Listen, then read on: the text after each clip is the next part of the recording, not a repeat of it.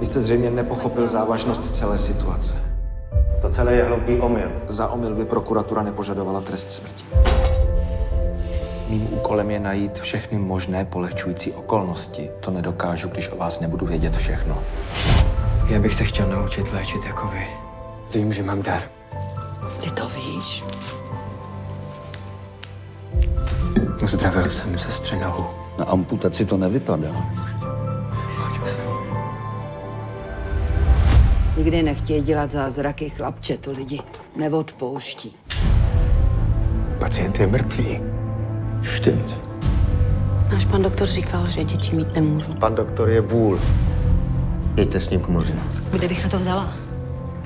No ne, to ne, prosím vás, to ne. To sem lezete! Nikdo vás nezval! Hovorili, že ste iba podvodník a šarlatán, že vraj to písali aj v novinách. Měl byste zmizet, pane Mikulášku. A rychle. Vy už žádný práva nemáte, Mikulášku. Věř a víra tvá tě zachrání. Takhle to říkáte svým zákazníkům? To řekl Ježíš. František Pal. Jak jste se seznámili? Můžem vám ponúknuť absolútnu lojalitu. Nic takového není a nikdy nebylo. Nic nebylo? Nemůžu mě odsoudit za něco, co jsem neudělal. Rozhodli o vás už dávno.